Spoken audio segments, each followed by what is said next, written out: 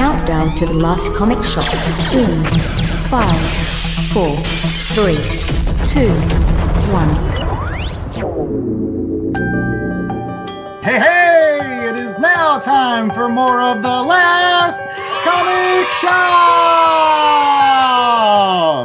That's right. We are uncorking the genie bottle, opening up the shop to newbies to help them find their way underneath the big comic book tent.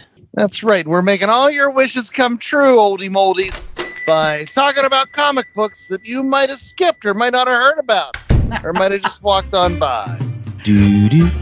Wow. She was so pretty too, man. Barbara Eden, man. What a babe. What a babe. No belly button. Belly button exactly. was They had to cover it censored. All. Can't do that on TV. Gotta leave something to the imagination. That is true. With an outfit like that, you needed to cover something, I guess. Any case, we're covering comic books here at the Last Comic Shop, and I'm the host with the most, Danny Larson. I'm joined by Chad Smith and Jay Scott, and welcome back to another week of a review of a comic book that we read during the other days of this week, and then decided to get together and say, like, hey, did you like it? Did you not like it? Oh, come on, man. I've been waiting a year and a half to talk about this book.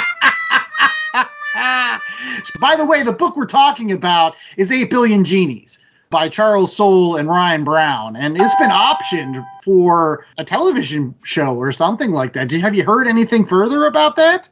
This is something I probably should have researched, but if memory serves, it was optioned by Amazon for some sort of television production, some streaming production, and it actually was optioned, I want to say, between issues 2 and 3, so it had barely been on the shelves, and then Amazon's like, we'll take that, please.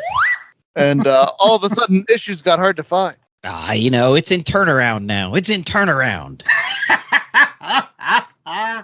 But you're right, absolutely. I think there was like a second printing of issue 1 and a third printing, and it was hotcakes for a little while there, during all the speculators were snagging it up because it was going to be the focus of a show. And it's the focus of our show this week.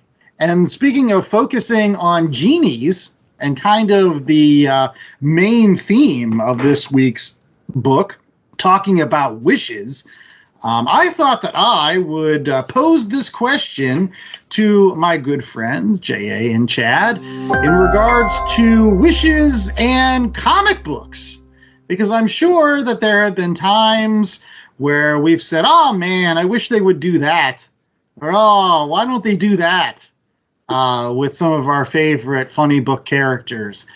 And I guess, as we'll talk about in today's show, sometimes the bigger the wish gets, the more far-reaching consequences it has. So I was just wondering whether or not Jay and Chad had small wishes when it came to comics or big wishes when it came to comics. But let's get those wishes out there and see if some of our fans have similar wishes. We'll start off with Chad, because I'm sure Chad does have a wish or two in his back pocket that he would love to grant to all those comic book fans out there.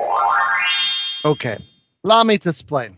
One of the things that it's always gotten my goat about modern comics is the coloring.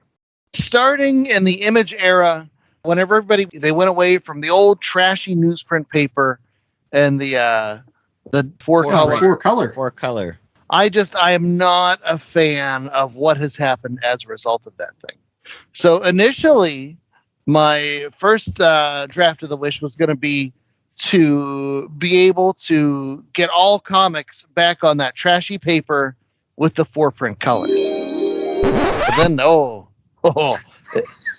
it gets deeper, my friends. I may or may not have mentioned on the show a few times my affection for the art of one Robert Liefeld. Now, the hardcore Rob Liefeld fans know that he has been publishing his own book through his Whatnot streams. It's called Last Blood, and he'll come up with different versions, different color covers, and that sort of thing. But one of the gimmicks that he did early on was he took this book and changed it so instead of it being colored in the traditional way that books have been colored since the 90s, he made a manga version, right? Like a manga digest. So not colored. So not colored. It's, black, white, and gray. But they also incorporated the speed lines and like those impact lines and all those little effects you would get in a traditional manga book. And let me tell you, like I've said before in the show, I'm not the biggest manga guy. I loved it. I thought there are few artists out there whose art would be as benefited from speed lines as Rob Liefeld. And so that factored into my wish as well. So I'm not just going to wish for the 4-color process to come back. I'm not just going to wish for manga versions. I'm going to wish for options. So comic companies love to put out variant covers. So what I say, every time you have a variant cover, you have a different color option on the inside. Ooh. So you could have the traditional modern coloring for your main book. And then for your first variant cover, you get the trashy paper and the 4-color process. For your third variant cover, you get the manga gray tones.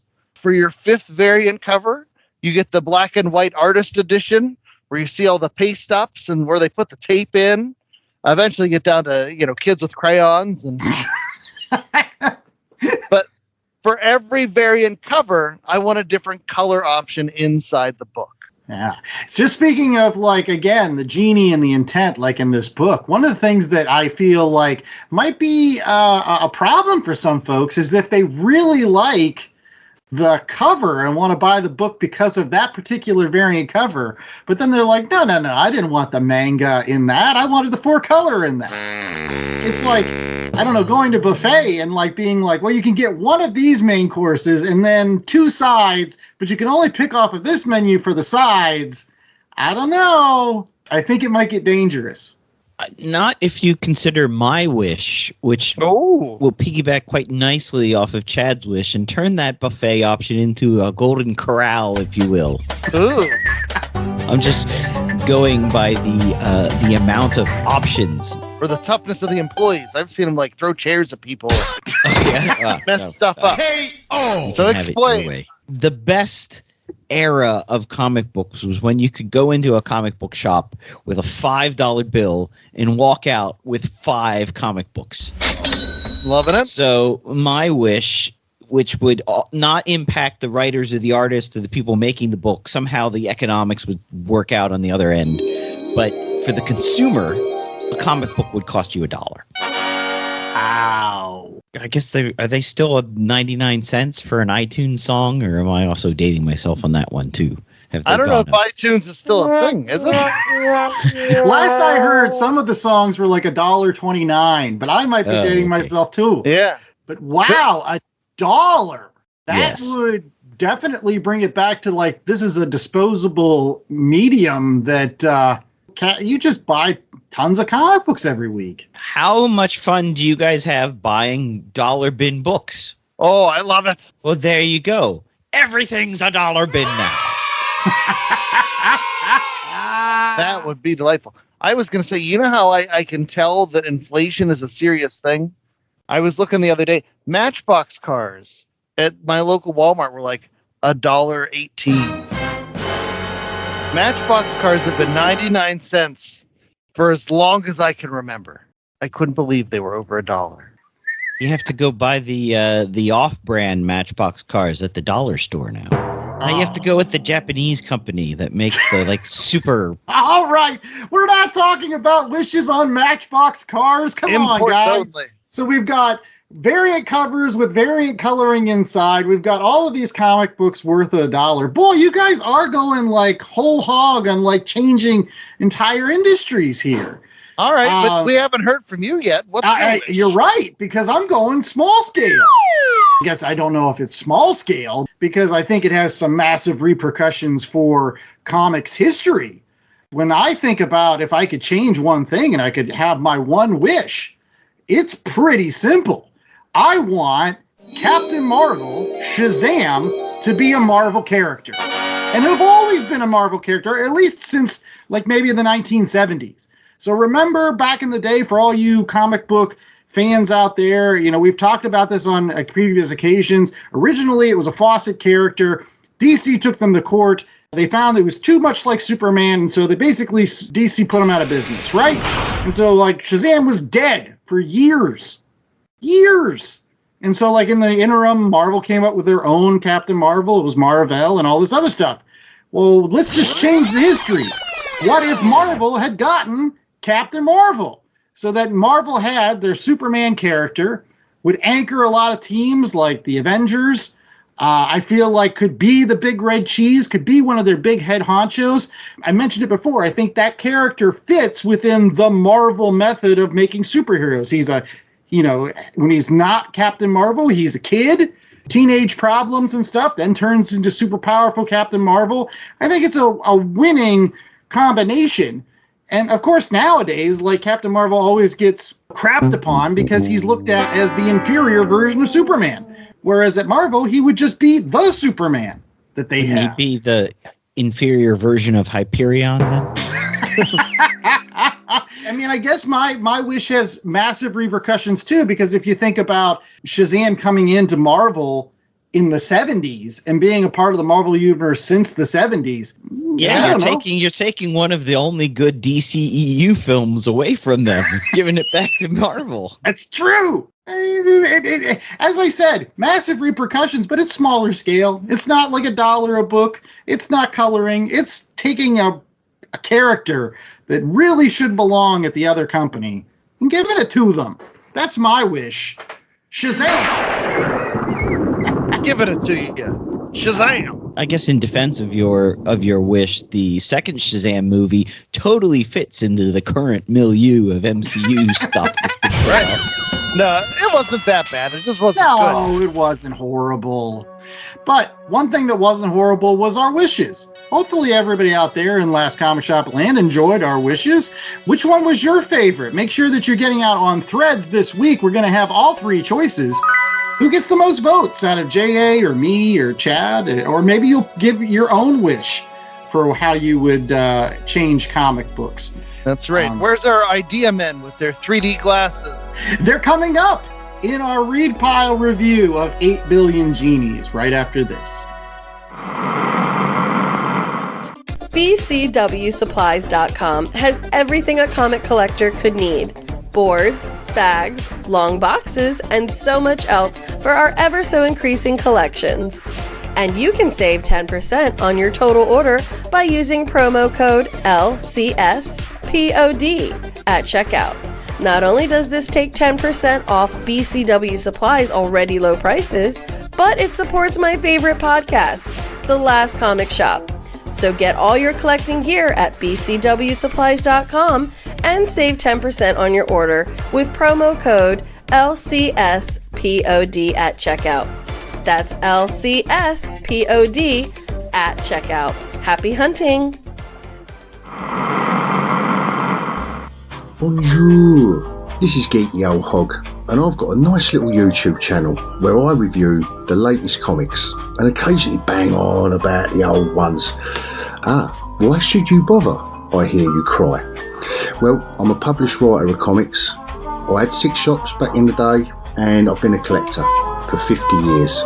Yeah, that's why there's an O and an L in the middle of Geeky and Hog. I'm clever like that. So, if you fancy it, reviewing the new ones weekly and then looking at artists and stuff, on the side, as the actress said to the bishop, everyone is welcome. Geeky Old Hog, all one word, over on YouTube. And we're back with more of The Last Comic Shop, and it is now time for our Read Pile Review. Yes, that time of every single show where you wish that we had more comic books to read, right? Absolutely. Yeah, you wish that all the time because that gives you more episodes of the show to listen to. And it gives us something to do. I don't know what Chad and J.A. and I would do if we didn't have this show and comic books to read. It's such a part of our lives over the past 4 years. That's right. Have free time. Any case, we're going to be reading 8 Billion Genies this week. And the primary creative force behind this wonderful book was Charles Soule, who did most of the writing, if not all the writing, I think, and Ryan Brown, who did the arting and drawing and stuff, with Kevin Nipstein and Chris Crank And I was really excited to read this particular book just simply because I've read some other stuff that Charles Soule and Ryan Brown have done. I've known Ryan Brown's work since he was on God Hates Astronauts way back in the day. That's almost like a decade old at this point. And Charles Soule, he's had some interesting runs on Star Wars that I've read. He also had a run on Daredevil. I didn't read that, but Chad did. I hated it. It was the worst. I feel badly. No, it did not speak to me. Like, and Daredevil's one of those characters where traditionally Marvel let the creators take them their own way. And Charles Soule's run, they tried to introduce this sidekick. He had this one villain, 10 Fingers, who had 10 fingers. It was real dumb. They did the Death of Daredevil where he gets hit by a car, which is the dumbest thing I've ever heard. Well, as I said, he's been instrumental with a lot of really great Star Wars stories over the past couple of years. He wrote a great series, the Darth Vader, right after he becomes Darth Vader, and he fights this wizard guy with a beard. It was a super cool series, I thought, for a little while. And he did all of the stuff that's supposed to happen between, like, Empire Strikes Back and Return of the Jedi, with Luke Skywalker getting a gold lightsaber or a yellow lightsaber, whatever. It's good stuff. I've read a couple issues of the Star Wars stuff. It was very good. Yeah, so I was excited to read 8 Billion Genies. And speaking of reading it, I don't have to synopsisize it because I just gave the creators. That's Chad and JA's job. So they're going to tag team on this 10-cent synopsis.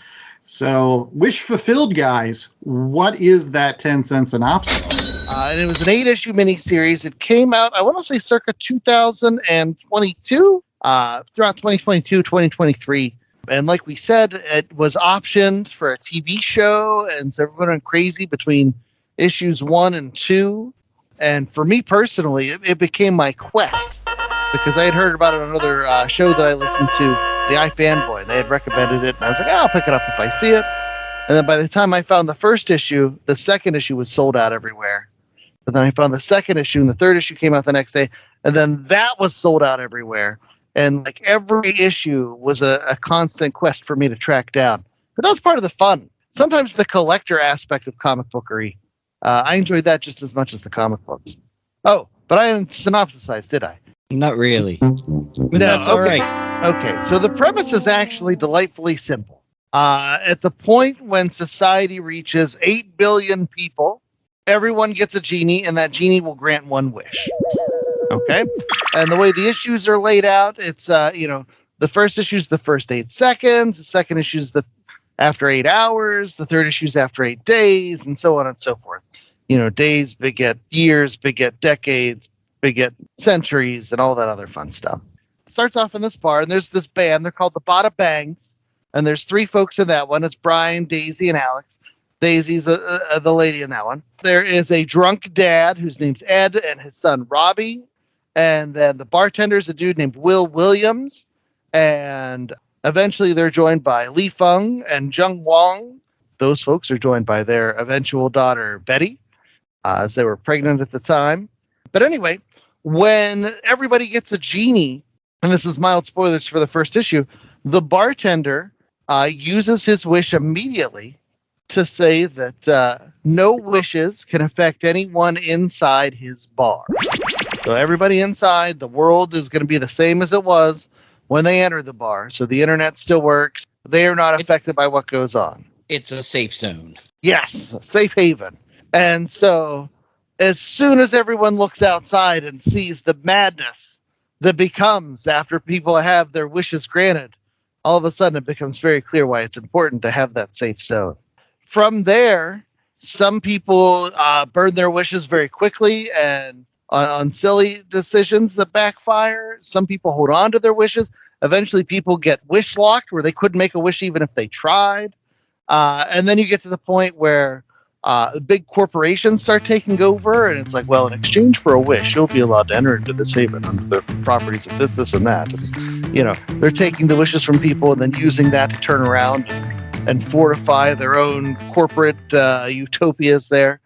I'm not doing the book nearly enough justice because every issue is filled with crazy, imaginative goings-on. You have dinosaurs, you have mech suits, you have people trying to cross strange lands and armor that's ever-changing. crossovers and backstabbing and just absolute madness the entire way until the book reaches its end. And it's one of the few books out there that I think it's solid from start to finish. And I don't want to give too much away about the ending, but it wraps up itself in a nice little bow. So, Jay, what did I leave out? The fact that they also have this running count of the population just going down very quickly, both in terms of people and genies. Yeah. Plus the fact that, like, everybody only gets one wish, because I think that's an important factor in this. Because ultimately, unlike a lot of the traditional, myths and stories that we hear about genies, everybody gets 3 wishes. And they nip that in the bud right away by saying, like, oh, no. That would get really complicated real fast when you had 8 billion people. 8 billion single wishes is enough. Everyone on Earth gets a monkey paw. And the genies will tell them, like, it depends on your intent when you're making the wish.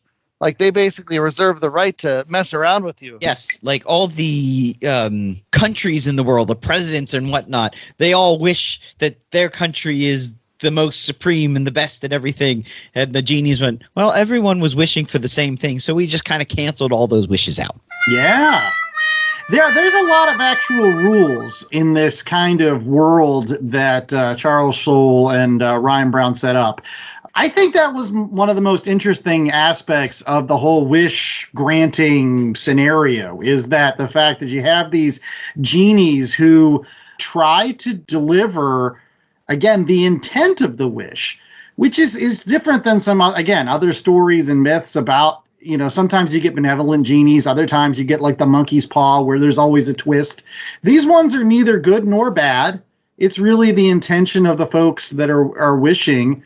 And sometimes there are still unintended consequences for that. It's kind of more of a discussion about people's potential. I thought that that's the way I looked at it. And the fact that humanity, when given the chance, will tend to disappoint a lot of the time. I loved it. Well, hold on. Let's just, spoiler alert ahead. Let's spoil some of the dumbest wishes. Like the very first wish, one of the people in the band wishes that one of the other people in the band would fall in love with them. But the problem is that person that's in the band, the other person in the band, is inside the bar. And so that wish doesn't take. And so when they go back in, they're like, aren't you having feelings for me? Like, no, I'm not. And that's gross. You're trying to take away my free will. The other one I loved was the parent that has like 8 to 10 kids that as soon as they figure out what's happening, they like run upstairs and they use their wish like, any of my children's wishes have to be approved by me. Kids will wish for stupid stuff. And you just see the kids sitting in their mound of stuffed animal toys. And, that was awesome. And the moon is eating people. Yeah. What's that? The movie where the moon is, gets shot in the eye with the rocket. Is it Fellini? No, Millier. We get a Millier moon. This one is a little bit sadder, but there was that woman who wished to be all of the ocean, one with the ocean, and then she's like this giant octopusy ocean thingy, and she's like, just come down. Your suit will help you survive. I'm so lonely down here. It's so beautiful, and I can't share it with anybody. So it was funny, but there's a lot of pathos in that too as well. Absolutely. And this book, it reminded me of Chew a little bit, where there are certain pages where you can look out into the background and see 100 ideas on a page through these wishes. Whether it's the people in the alien style mech suits and they're flying cars and they're going up against the people on the unicorns in the air, past the rockets, past the superheroes.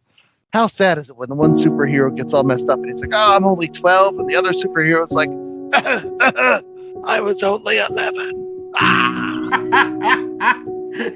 But that was the thing. This story for me initially started off a little bit slow, I won't lie. Was struggling a little bit with the first issue. But it really wasn't until, as people hung on to their wishes, how those wishes change and evolve. And like the stages that people go through with wishes, right? I thought that was fascinating. Like originally people are just like, well, I'll just wish for everything. Like I'll wish for anime babes to show up in my, my room. I want to have lunch with Ernest Hemingway. And then that same person turns into gold by somebody else's wish. It wasn't until later on when you found out, I think it's after Zheng Wang makes his trip out and he gets this unbeatable armor and he comes back to the bar and he says, everybody, make sure that you're making your wishes for not the world that you knew, but the world that exists now. And it's crazy because, like, you don't really think about that. You're like, well, money doesn't have any value anymore. Like, this doesn't have any value anymore because everybody can just get those things. Oh, there's tons of deep stuff. I loved, we talked about the process of how there's 8 billion people. Once everything restarts, there's a certain character that they get to live through that entire world and change their form. And that was fascinating, too, where they're like, I spent the first couple 100 years just doing whatever I wanted. And they, show them engaging all these gluttonous things. And then, and then I started trying to master a craft. And they talked about how that mastering some sort of skill is like very slow magic, right? How you can mold yourself to be able to do something impressive a little bit at a time. But by the time it's over and you have that mastered skill, like, that truly is magical. There's something about devoting yourself to the craft. I love that thought of like the person that got to live all throughout time over and over again and experience all these different things and their perspective. And I also loved towards the end the lawyers. Oh yeah, that's what I was gonna wait. The big corporations who had stockpile all these wishes go up against each other, and suddenly you just see wishes blowing up. And what's that mean? Does that mean they're going after our wishes and they're canceling each other out? And so you just see these wishes popping off, pop, pop, pop, pop, pop, to see who's got the supreme wish arsenal, and who will come out on top is basically who has more wishes in the end. Right. But don't forget the one guy whose wish was that people would believe in him goes up against these lawyers. They're like, well, don't you believe in me? And they're like, we're lawyers. We believe in everything and nothing at the same time. Yeah. Nothing matters. And then his ultimate undoing is the kid who's like, but since my parents died, I don't believe in anything anymore. Yeah. But it is fascinating world building. I mean, Charles Soule sets up so many rules for this particular universe that are very nuanced. Like the whole notion of remnants. For example, early on in the story, you find out that the drunk dad that was at the bar, he's that way because his wife passed away and the mother of his son. And so he uses his wish to bring her back to life. And the genies are nice. Like, again, it builds around intention, right? Where it's like, we didn't want to bring her back at the point in which she died when she was, stricken with disease or whatever, or some other version. We brought her back as the way she was living, as almost like this is the way that both the son and the father remember her fondly in her best self, I guess. And they're applauding that wish and like wiping away tears and like, oh, because it was a genuinely good wish, but it has unintended consequences because when the person who made that wish dies, then that person, that remnant, is going to disappear because they are tied to the wish maker. So you had a lot of people who wished to have a drink with Ernest Hemingway, but when that person died, he disappeared. Yeah. Which probably a good thing because he was a bit of an a-hole. So long again, Lizard King. It was one of those things where as it builds, it has impacts on later on and how other wishes are utilized. Like the Sun Man character, who's just a boy, when this whole thing starts, he uses his wish similar to some other folks to become a superhero, to have enough power to protect both his mom and his dad. But it's all based on fear. Like, he just doesn't want to lose his mom again. So he's like, I will become more powerful so that... Well, I don't know if it's based on fear. I thought it was based on love. And that's why it was a good wish. It was based on love, his love for his family. But then he goes through some pretty dark stuff for a 10-year-old or 11-year-old because he's killing these people. And he doesn't know if he's killing remnants or he's killing actual people. Right. Like with the kaiju. There's kaiju fighting in the streets and... the superhero with the superhero buddies, and it's like, wait a minute, is that a monster that someone wished for? Or did I just kill a person? But you think it's from a place of love? Because like I thought it was out of fear. Like he doesn't want to lose his mom again. He doesn't want to lose his dad.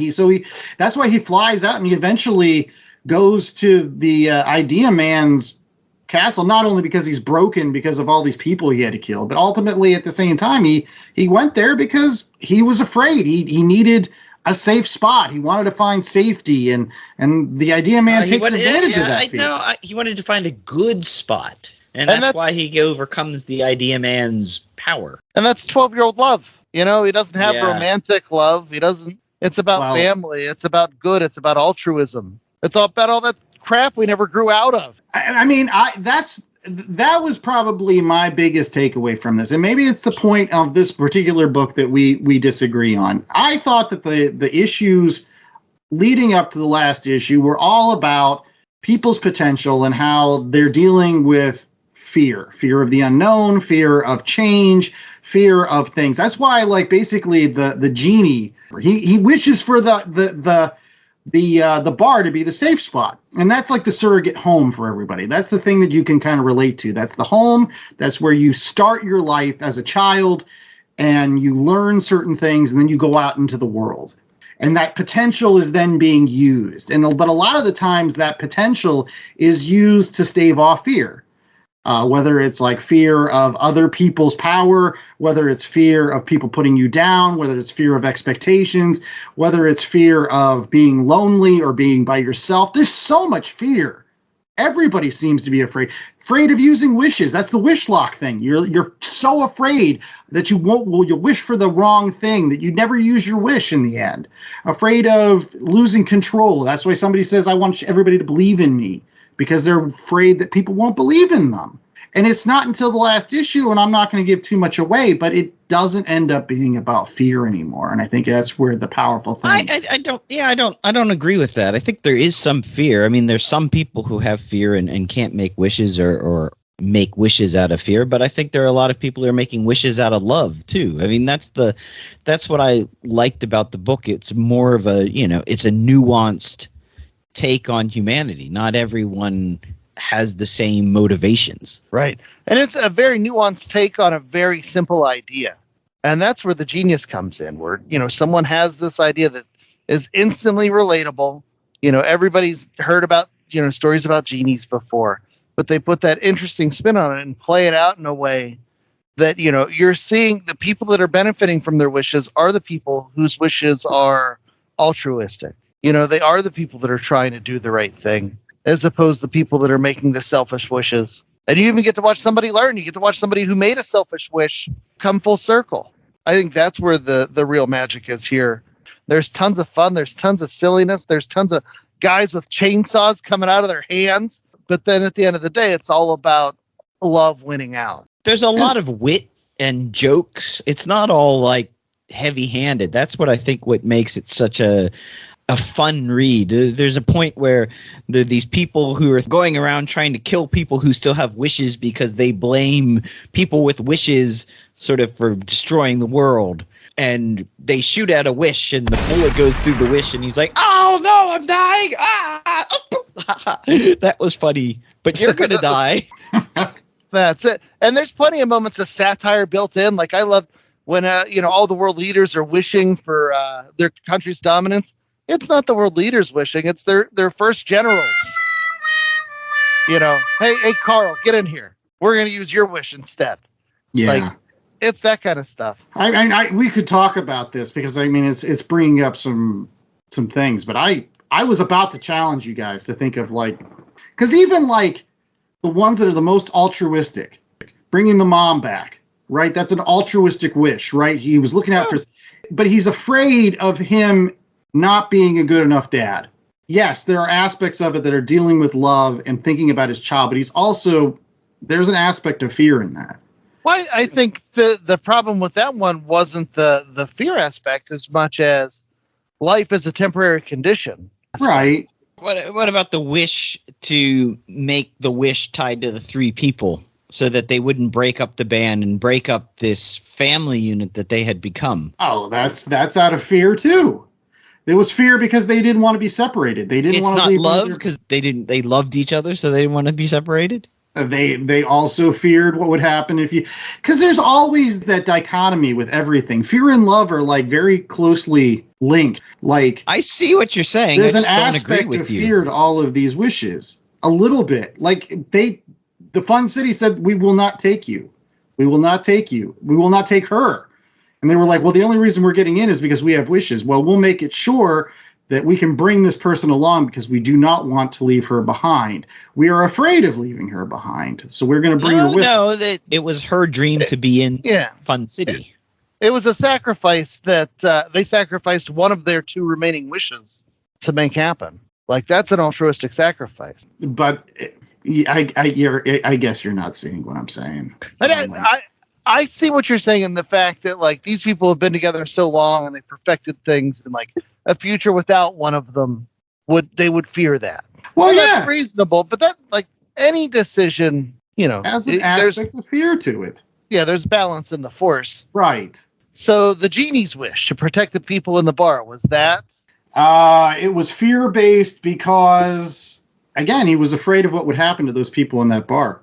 He wanted to give them a safe place. Sure, again, altruistic, but he was afraid of what might happen to them, and rightfully so.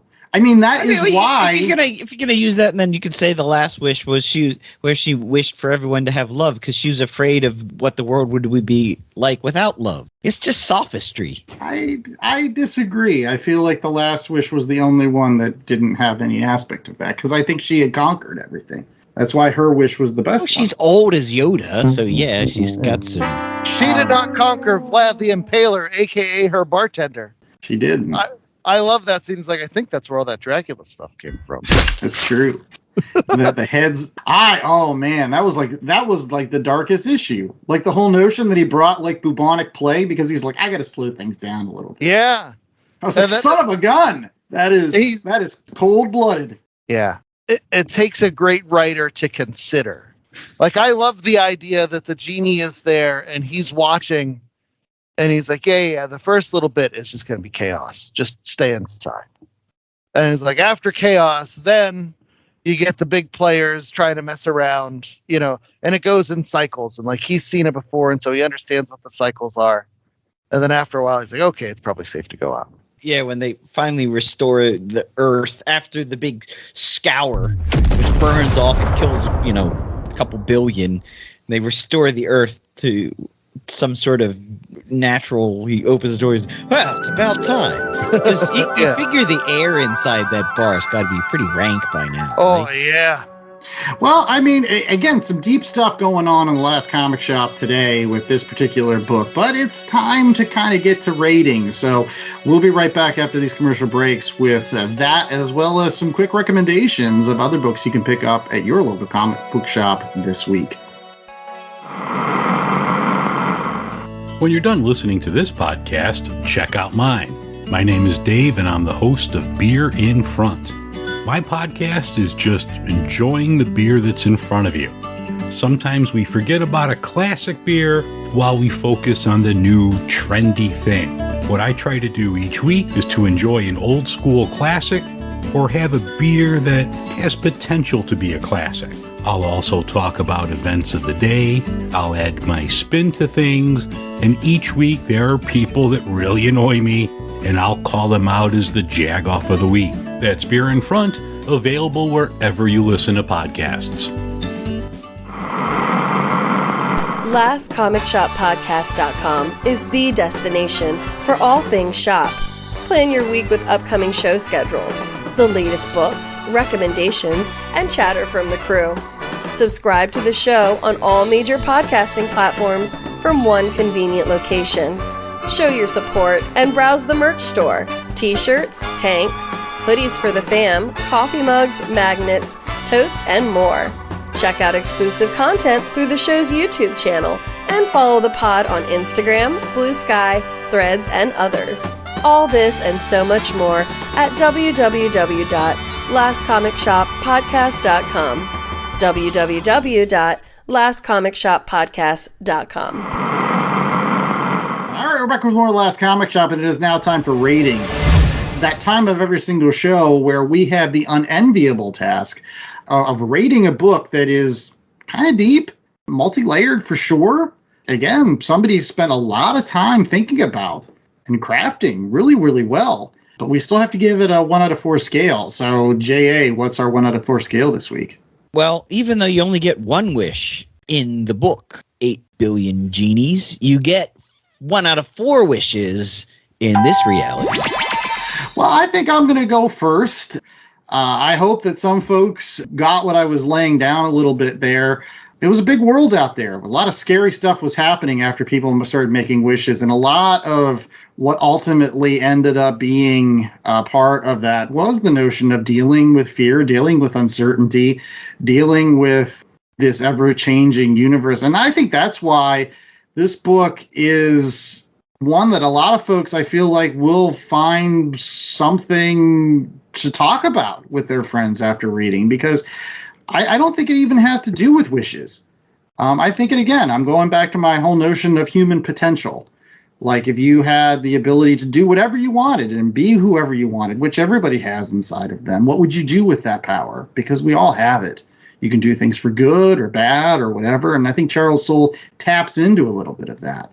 And I love how it's, the people that you meet along the way and the journeys that you take. And I love how the fact that the more and more people hang on to their wishes, the more those genies become inseparable from the people that they're with. They're like their conscience, they're their spirit guide, their whatever you want to call it, to the point where when finally some of them make their wishes, those genies know them pretty damn well, for good and or for bad. And so I thought that was a really fascinating part of this book. I will, though, not give it a 4. I think I'm going to give it a 3.5. As much as I like Ryan Brown's art, there were some times when I don't know, it wasn't my favorite art. Maybe it just wasn't for me. And the other thing that I'm going to kind of say is that I actually wasn't a huge fan of the ending. I thought that the ending seemed a little bit rushed. I feel like maybe I would have loved to have seen like issue 9 or 10. I feel like they had to wrap up things real fast in issue 8. But it's still a book I would highly recommend anybody read, especially long before they put out the TV show. J.A.? Yeah, to me it's a 3.5 too. And 3.5 is a really good grade, by the way. And I think we're getting some grade inflation sometimes. Like 4 books should be rare, and maybe not, because we read a lot of good books on this show. What I love is, especially in this day and age where we've been nostalgia to death with our pop culture, it's nice to read something that is so fresh, imaginative, and different, as opposed to something that's just a retread of a sequel of a retread. I didn't really have a problem so much with the art. I did think at sometimes the story got maybe a little too cute, or they quickly moved through sections where I wish they could have paused for a little bit longer and explored that 1 or 2 aspects. So I can see where you're saying that you felt it wrapped up very quickly. I would have liked for that in that final issue for Betty and Daisy to have a little bit more interaction. They had a couple of pages where they sort of chewed nails and then suddenly they were not chewing nails. But it felt very quick from Betty to go from a tattoo full of kills to giving up her wish completely.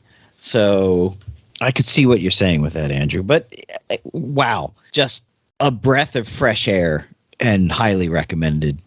All right. I will echo a lot of what's been said. I would not confess to be a giant Ryan Brown fan. I thought sometimes the art came across as a little amateurish.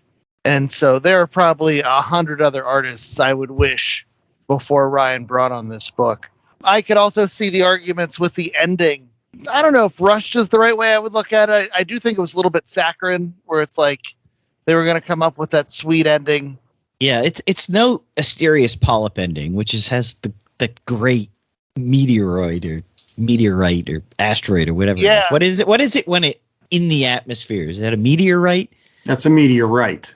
It's a meteor when it's outside, but it's a meteorite. What about a meteoroid? When is it a meteoroid? I don't know. I think that's a word you came up with. You're thinking of asteroids. I'm thinking of asteroid, yeah. That's a great video game. Anyways, Well, Chad. the people that named it hemorrhoids really missed the boat. Uh-huh. There we go. All right. So there you go. Well, that's okay. I can transition from that, because with all these criticisms I have of this book, and sure, sometimes it went out of its way to be silly, and sure, the art wasn't always what I would have picked. At the end of the day, much like a meteoroid, right? It lands, right? The story lands. I thought at the end of the day, this was that magic alchemy of a great idea. Is it the most brilliant book that I've read? No, but was it a damn good book? Absolutely. I love the ideas. I love the exploration. I love the conversation we've been able to have as a result of this book. I love wandering around for the last week thinking about, oh man, what do you think that guy's wish would be? What would my wish be? What is, it's just so fun and simple to play with. And those are the best things. And so with all the complaints that I have, I wouldn't wish this to be anything different. Screw you guys, it's a 4. There you go. Good for you and your pick this week. No, I really enjoyed it. I thought it, you don't get books like this all the time. I thought this was on the level of a Day Tripper, or not quite a Asterios Polyp, but it's worthy of a 4. Okay. Well, here's hoping that we'll find some other 4s among our recommendations. Yes, these are other comic books that you may check out at your local comic book shop this week, in addition to getting 8 Billion Genies and some of the awesome collections that are already put out. In particular, we read the Deluxe Edition on this particular week's episode. But if you can find some of those issues, snag them up for that Amazon Prime show hits, because I feel like this show may translate pretty well into a TV show. To Jay's point, there's not a lot of original ideas out there. This is an original idea. This is a good idea.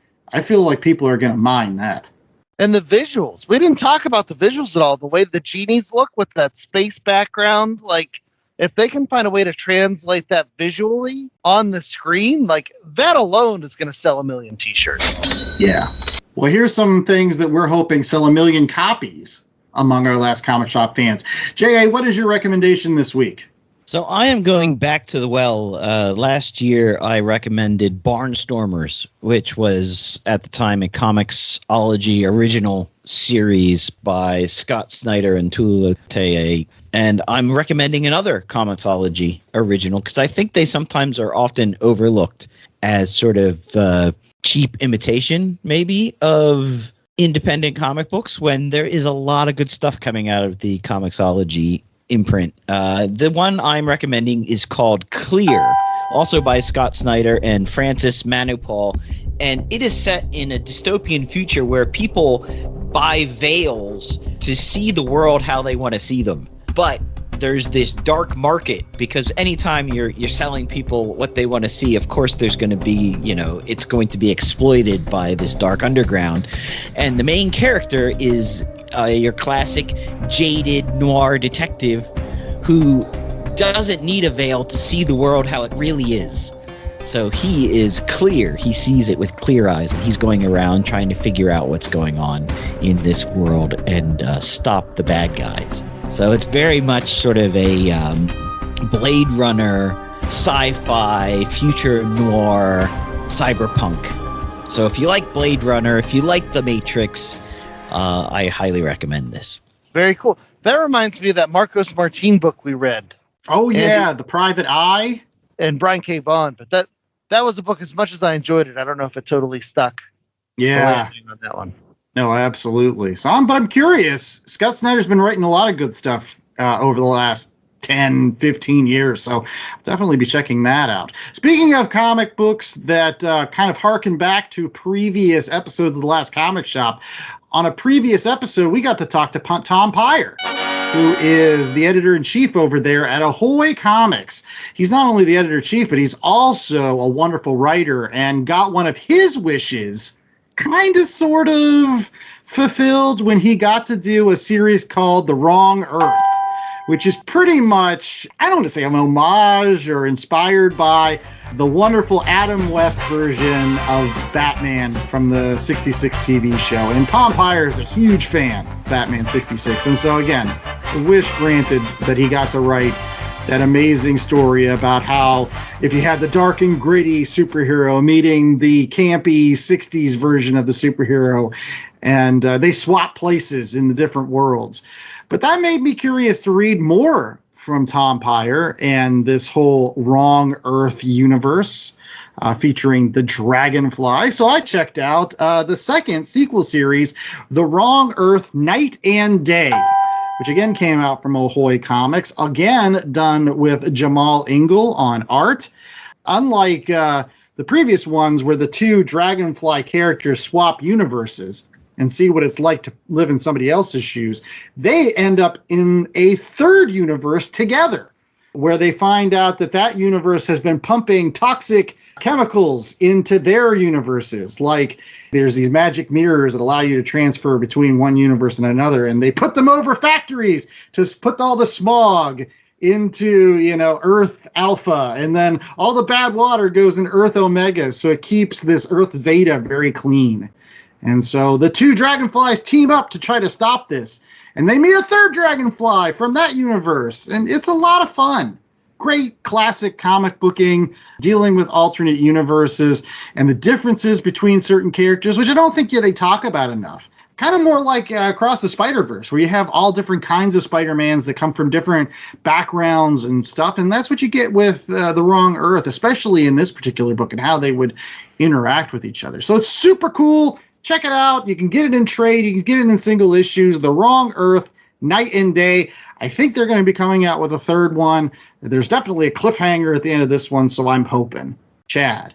Okay, so I was texting Andy earlier today where it's like, I genuinely don't know what my recommendation is going to be for tonight, because I was trying to think of something, magical, something to pair with the 8 Billion Genies out of Image, where, I just thought at the end of the day, it was perfect for what it was. Like, I wouldn't wish it any different.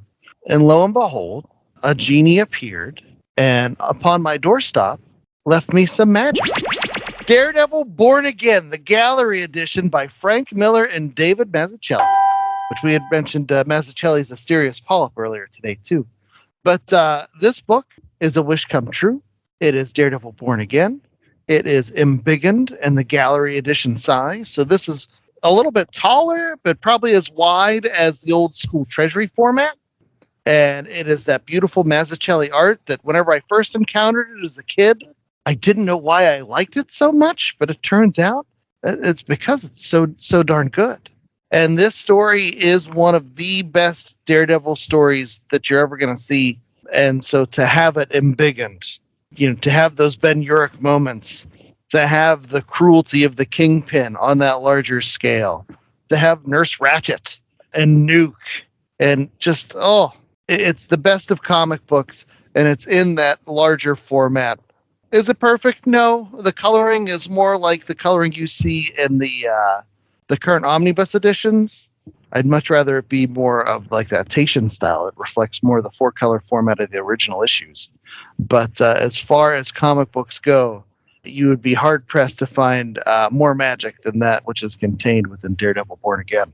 So get it now before Daredevil hits Disney Plus again with that round of Born Again storytelling, and get yourself caught up on one of the best Daredevil stories out there.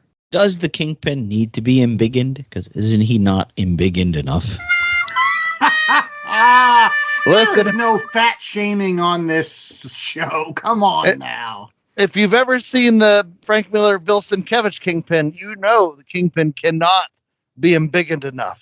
He always gets bigger. But yeah, no, I'm glad he recommended that, because a genie popped up on my doorstep and left me the same book. So I will also be enjoying that gallery edition. Oh, yeah. I'm just going to point out that when you buy 2 books that are 50% off, you've just paid full price for it. But we have 2 books. 2 guys. Damn. We split it. Yeah. Yeah, exactly. We wanted to get the free shipping. Come on now. Man. Essentially bought one and you got one for free, maybe. I don't know.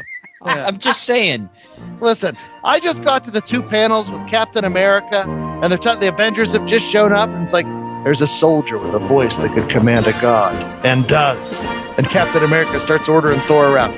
Man, oh dang, this book runs the I'm gamut. glad we got it, because I'm sure that once that Daredevil show hits, we're going to be reading that on the program. And make sure that you don't miss that episode or any of the future episodes of The Last Comic Shop. You just have to rate, review, and subscribe over at www.lastcomicshoppodcast.com. It's a terrific website where you can find all of our episodes, past and present, all evergreen. You can listen to as many as you want, and make sure that you're also checking us out on YouTube, because we've got daily awesome videos in which we show comic book collections. We've got little clips of like 60 seconds of our show that if you just have just enough time to listen to just a couple fun things, check those out, as well as videos. So yeah, all of that stuff available on our website. And while we may be the Last Comic Shop podcast, we don't want to be the last comic shop. So we encourage everybody out there to get out to your comic shops, ask them for Image's 8 Billion Genies by Charles Soule and Ryan Brown. Ask them for things like Clear, which, while it might be a Comixology original by Scott Snyder and Francis Manapul, maybe it has issues out, or maybe there's a collection soon. I read the Barnstormers whenever that came around in print edition, and that was great. Or maybe ask about The Wrong Earth, Night and Day, or the first volume of The Wrong Earth. Either one. Tom Pyre, Jamal Engel, they're doing great work out there on Ahoy Comics. Definitely worth your while. And then finally, I recommended The Daredevil Born Again by Miller Mazzucchelli. And oh, so good. So good. But all that and more waits for you at your local comic shop. Check them out. And then don't forget to circle back to our website, www.lastcomicshoppodcast.com, where your wishes could come true via our merch store. What do we got this week, Jay? Always have t-shirts, tote bags, coffee mugs. This week, Genie pants. That's right, those billowy pink. Don't they call those hammer pants? Come on. No, now. hammer pants are different. Yeah, that was These are Will silk- Smith, not MC Hammer. Come on. Yes. Now it's like the difference between Kazam and Shazam and like... Sinbad can wear what he wants. As long as when the vampires come, he's faster than you. That's all that matters. All right. Well, one thing that we hope that is faster than you may expect is more episodes of The Last Comic Shop. We'll be back next week. Until then, I was the host with the most, Andy Larson. I'm joined by Jay Scott and Chad Smith. And remember to stay safe, stay springy. Yeah, because it's that time of year. Spring is here.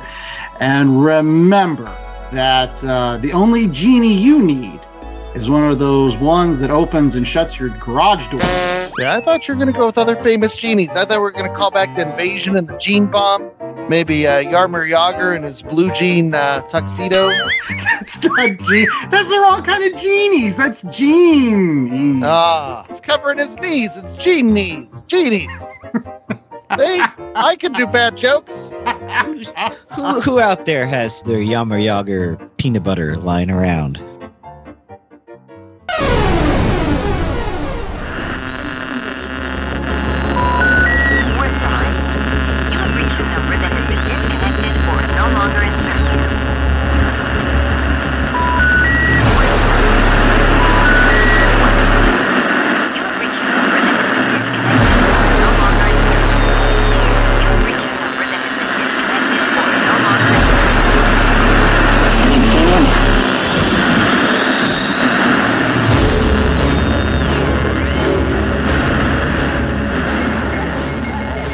The Last Comic Shop podcast was a 2024 Black Angus production.